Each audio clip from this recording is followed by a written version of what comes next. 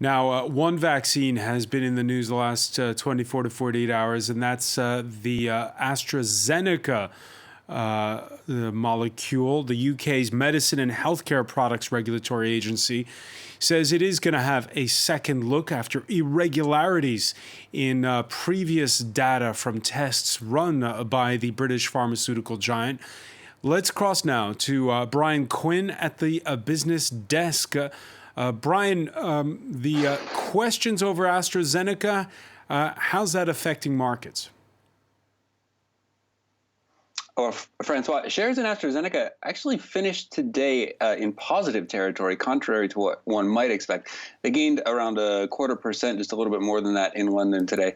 Now, that botched phase 3 study does have some analysts worried about regulatory approval, particularly in the US and the EU.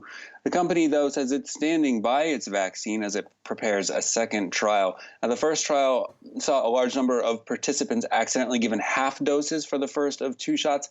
It's obviously a pretty significant screw-up, but it's not necessarily one that calls into question the potency of the vaccine. In fact, rather the opposite. You add to that the fact that AstraZeneca's formula, probably the cheapest and easiest to transport of the 3 Western vaccines in development so far. And we're seeing why investors aren't too keen to ditch their shares just yet. Now, around that on the wider markets, European indexes all closed slightly higher as vaccination plans get firmed up in Germany and France, as we've just heard. Also, though, especially as Donald Trump is seeming more and more likely to actually respect the outcome of the U.S. presidential election, taking some political uncertainty out of the equation there. And in fact, despite the fact that both the U.S. and Europe are still facing widespread virus outbreaks, global stock indexes are in fact having one of their best months ever. And that is thanks in large part to these vaccine hopes. Bank of America says around $89 billion has been poured into equity funds during November. That is a record. Dow is up 13% for the month. S&P and NASDAQ are each up around 11% in November.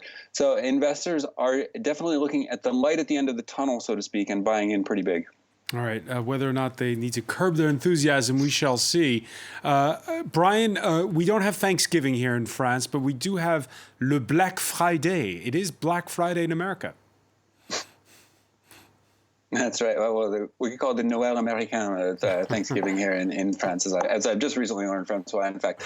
Well, today, of course, in America is Black Friday. It's the day after the American Thanksgiving holiday. It typically signifies the West's biggest retail shopping bonanza of the year, and looking very different in 2020. The pandemic has changed the face of retail. Black Friday, no exception. The U.S. is seeing smaller crowds this year, mostly masked up, trying to maintain social distance. Walmart, for instance, has created one-way only lanes throughout their stores. Best Buy is pushing hard for customers to take advantage of curbside pickup. The real difference, though, is that 2020 has seen American retailers launching their holiday promotions earlier than ever and leaning even harder than ever on e-commerce. This should be the first ever Black Friday to see more customers shop online than in person, around 61% online versus 54% in person. American shoppers are expected to spend around $10 billion online today. That is 39% more than last year. Cyber Monday after the weekend is expected to bring in around $12.7 billion in e-commerce. That's a 35% gain over 2019. Here in France, we do have Black Friday since 2013, thanks to Amazon. The retail sector, though, has delayed its own Black Friday promotions by 1 week to December 4th due to the lockdown. Last year, Black Friday in France here brought in about 6 billion euros. That's 5 billion in in-person sales and 1 billion in e-commerce. So not exactly the same mix there. But French retailers, of course, have a lot more on their mind than just promotions. These non-essential shops around the country are getting ready to reopen tomorrow after weeks of being closed during lockdown. So everybody's going to be keeping a very close eye on retail figures here over the coming week to see how they shape up. Hey, you mentioned Amazon there, Brian. It's facing a strike, I believe. Once again, in fact, that is correct. What was the last one we had was it was another shopping holiday recently.